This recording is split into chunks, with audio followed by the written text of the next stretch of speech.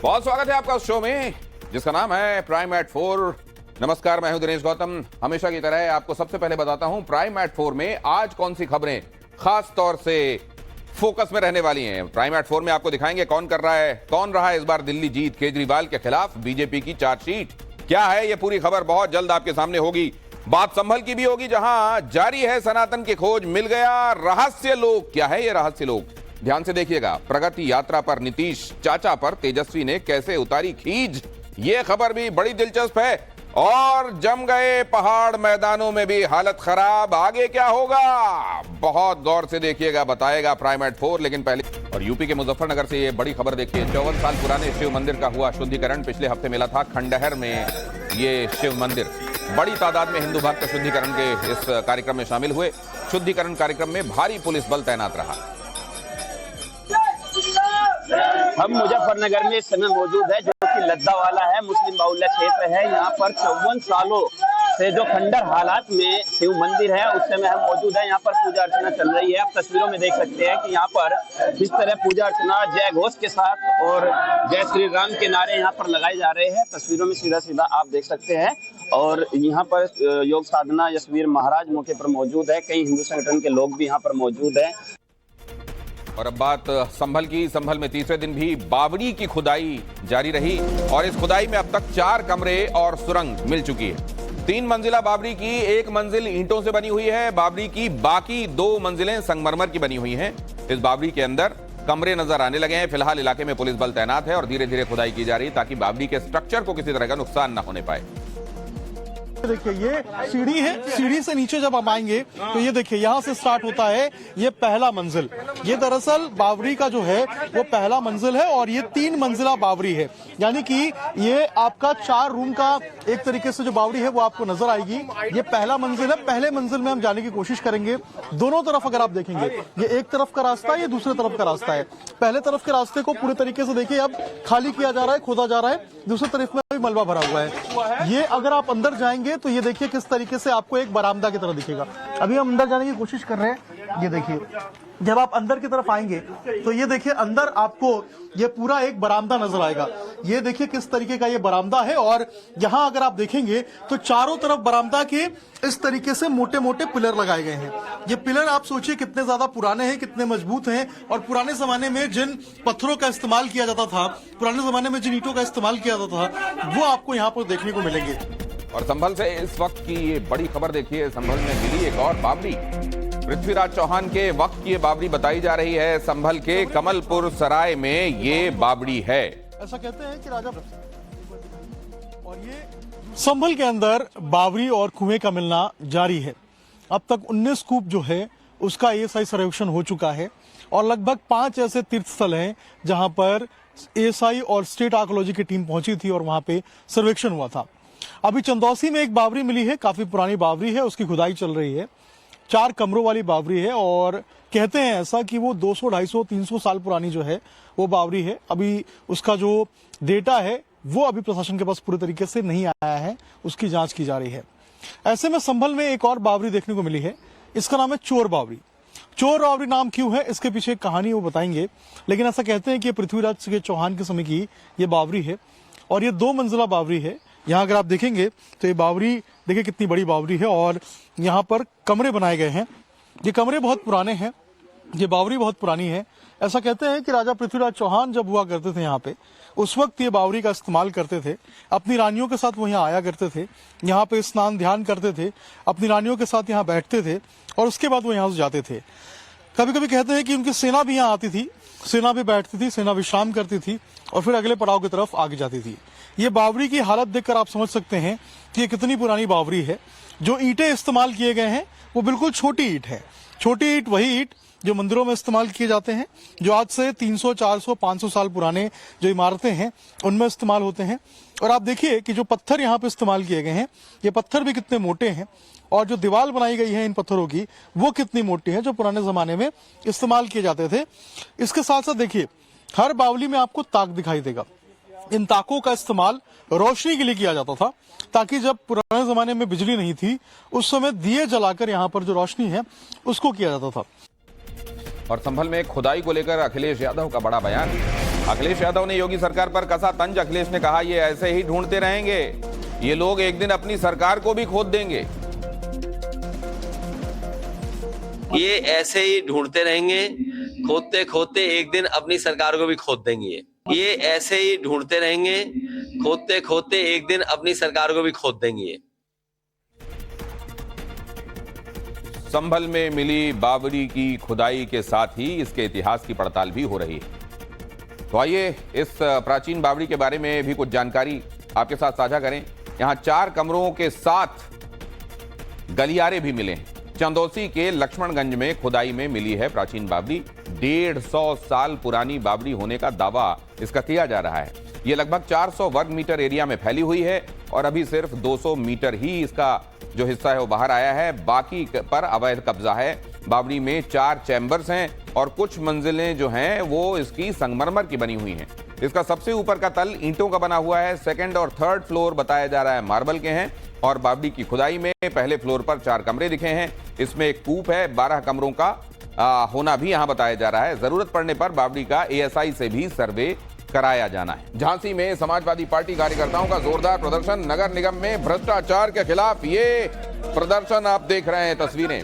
प्रदर्शनकारियों ने नगर निगम के गेट पर जड़ा ताला। पुलिस ने प्रदर्शनकारियों पर भाजी लाठियां। नगर निगम में भ्रष्टाचार के खिलाफ प्रदर्शन करते हुए सपा कार्यकर्ताओं ने नगर निगम के गेट पर ताला जड़ दिया और इसके बाद पुलिस ने प्रदर्शनकारियों पर जमकर लाठियां भांजी। प्रदर्शनकारियों को हिरासत में ले लिया गया। इन तस्वीरों में देखिए ये सब होता हुआ और सुनिए ये आवाजें।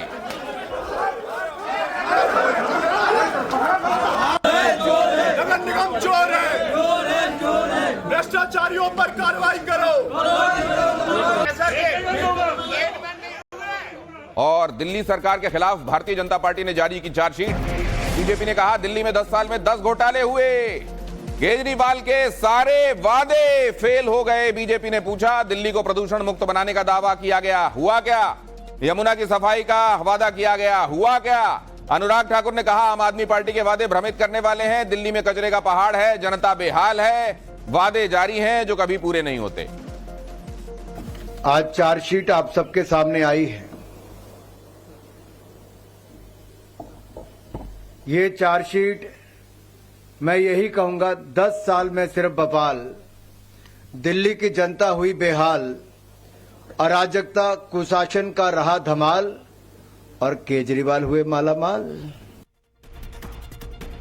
आम आदमी पार्टी के खिलाफ बीजेपी की चार्जशीट में किन किन घोटालों का जिक्र है, क्या क्या आरोप हैं, बहुत ध्यान से देखिए। जल बोर्ड घोटाला का जिक्र है, क्लासरूम घोटाले का जिक्र है, मोहल्ला क्लिनिक में घोटाला हुआ यह भी कहा गया, शराब घोटाला हुआ, वक्फ बोर्ड घोटाला किया गया, डीटीसी बस में घोटाला हुआ, श्रमिक सहायता घोटाला हुआ, हवाला घोटाले का इसमें जिक्र है और जिक्र विज्ञापन के मामले में घोटाले का भी है।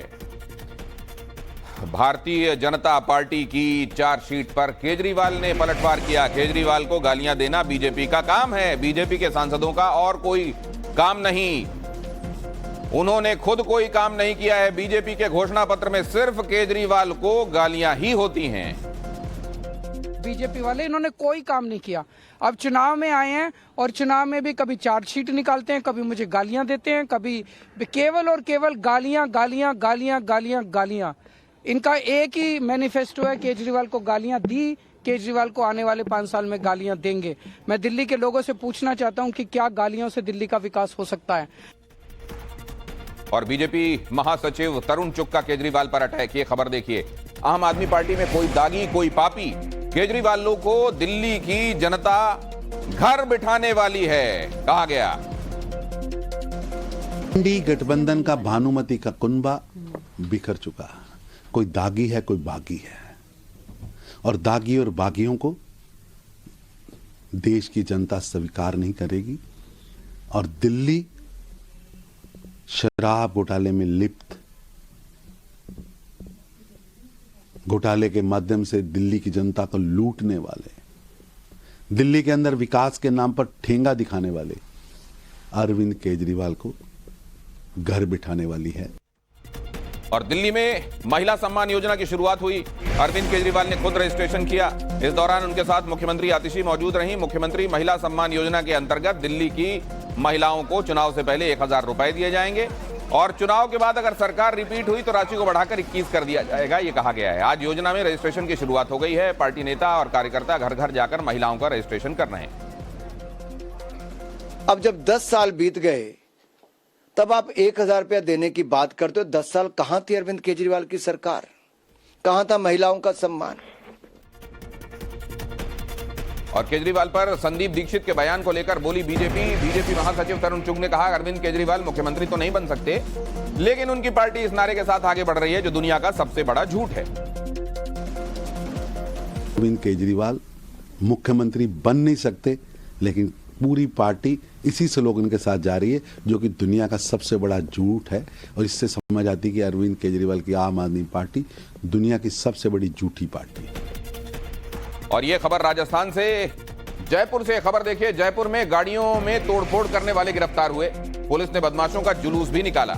घर के बाहर खड़ी गाड़ियों में इन्होंने तोड़फोड़ की थी। जयपुर के हसनपुरा में अराजकता फैलाने के मामले में पुलिस ने बड़ी कार्रवाई करते हुए 7 बदमाशों को गिरफ्तार किया। ये बदमाश वाहनों में तोड़फोड़, आगजनी और चोरी जैसी वारदातों को अंजाम देकर इलाके में डर का माहौल पैदा करने की कोशिश कर रहे थे। पुलिस ने बदमाशों का जुलूस भी निकाला।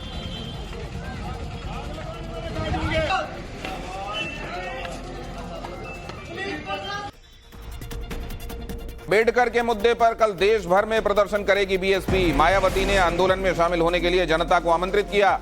मायावती ने कहा, कांग्रेस और बीजेपी सबकी नीयत में खोट है। केशव प्रसाद मौर्य का बयान, मायावती को बीएसपी को मजबूत बनाने में ध्यान देना चाहिए। कांग्रेस हो चाहे सपा हो चाहे बसपा हो, यह जो प्रदर्शन कर रहे हैं, जिस मुद्दे को लेकर के कर रहे हैं, उस मुद्दे को इस प्रकार के प्रदर्शन की कोई आवश्यकता नहीं है। बहन मायावती जी से ये कहूँगा, अपनी पार्टी को मजबूत करने में ध्यान दें और सपा और कांग्रेस, सपा को समाप्त होने से बचावें, कांग्रेस मुक्त होने से भारत से कांग्रेस मुक्त हो रही, अपनी पार्टी को बचावें। बाबा साहब के बारे में ज्ञान न दें, ये सब बाबा साहब के जन्मजात विरोधी लोग। अखिलेश यादव ने बोला बीजेपी पर हमला। अखिलेश ने कहा, यूपी में जितने भी गलत काम हो रहे हैं, जितने भी अपराध हो रहे हैं, इसके पीछे बीजेपी के नेता ही हैं। जितनी भी जमीनें कब्जा की जा रही हैं, उसके पीछे भारतीय जनता पार्टी के नेताओं का हाथ मिलेगा। जितने भी गलत काम आज उत्तर प्रदेश में हो रहे हैं, जितने भी अपराध हो रहे हैं, कहीं ना कहीं भारतीय जनता पार्टी के नेता ही उसके पीछे हैं। जितनी भी जमीनें कब्जा हो रही हैं, आप पूरे उत्तर प्रदेश में पता करवा लीजिए, जहां भी जमीनों के घोटाले या जमीनों का कब्जा होना, आप उसमें भारतीय जनता पार्टी के लोगों को पाएंगे। और चोरी डकैती तो इतनी हो रही है जिसकी आप कल्पना नहीं कर सकते। और नीतीश की प्रगति यात्रा पर आरजेडी का तंज, ये डबल इंजन सरकार की विदाई यात्रा है। बिहार हर मामले में नीचे से टॉप कर रहा है। आखिर काफी इंतजार के बाद सोमवार को सीएम नीतीश कुमार की प्रगति यात्रा शुरू हुई। नीतीश ने यात्रा की शुरुआत पश्चिम चंपारण के वाल्मीकि नगर से की। 6 दिन चलने वाली नीतीश की प्रगति यात्रा 28 तारीख तक चलने वाली है। इस दौरान नीतीश विकास कार्यों की प्रगति की समीक्षा करने वाले हैं और लोगों से संवाद भी होगा। मुख्यमंत्री श्री नीतीश कुमार जी का इस सरकार का, डबल इंजन की एनडीए सरकार का ये विदाई यात्रा ही साबित होगा। बिहार की दुर्गति हो गई तो इसका प्रगति नाम देकर के बिहार की जनता को प्रगति नहीं दिखा। बिहार हर मामले में फिसड्डी है, नीचे से टॉप कर रहा है, तो किस बात की प्रगति? बिहार की दुर्गति करने वालों की जनता अब विदाई करेगी, ये विदाई यात्रा होगी। नीतीश कुमार की प्रगति यात्रा का पहला चरण 28 तारीख तक चलने वाला है। इस दौरान नीतीश 5 जिलों का दौरा करेंगे। कल नीतीश कुमार पूर्वी चंपारण में रहेंगे। 25 दिसंबर को क्रिसमस की छुट्टी के चलते यात्रा स्थगित है। 26 दिसंबर को यात्रा शिवहर और सीतामढ़ी पहुंचेगी। 27 को मुजफ्फरनगर में यात्रा होगी और 28 दिसंबर को यात्रा का आखिरी पड़ाव वैशाली में होगा। आरजेडी के बयान पर बीजेपी ने पलटवार किया है। बिहार की मंत्री रेणु देवी ने कहा, अब बिहार लालटेन युग में जीना नहीं चाहता।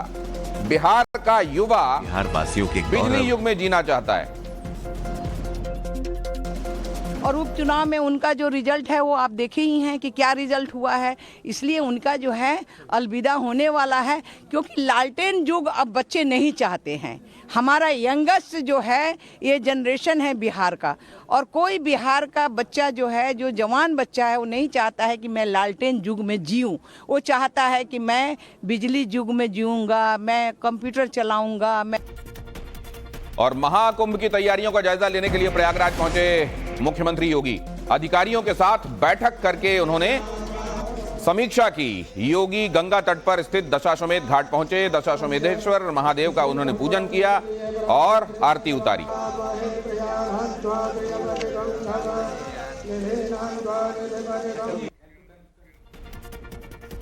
और अब उत्तराखंड से यह खबर, चामोली में ठंड का जबरदस्त प्रकोप देखने को मिल रहा है। नीति घाटी में नदियों का पानी जम गया है। पहाड़ी झरने पूरी तरह से बर्फ में बदल गए हैं। गुफा में विराजमान हुए बाबा बर्फानी। चमोली में ठंड का जबरदस्त प्रकोप है। यहाँ तस्वीरें आप देखेंगे, पानी की एक एक बूंद जम गई है। पहाड़ी झरने और बहती नदियां पूरी तरह बर्फ में तब्दील होने के बाद अब कांच की तरह दिख रहे हैं। गुफा में बाबा बर्फानी विराजमान हो चुके हैं। बाबा बर्फानी की पहली तस्वीर सामने आई, जिसमें गुफा में बर्फ से शिवलिंग का आकार उभरा हुआ है। और हिमाचल में बदला मौसम का मिजाज। शिमला से कुल्लू तक भारी बर्फबारी। बर्फ के फाहों के बीच झूमे सैलानी। ये तस्वीरें शिमला की हैं, जहां भारी बर्फबारी हो रही है। पर्यटक बर्फबारी का लुत्फ उठाते नजर आ रहे हैं।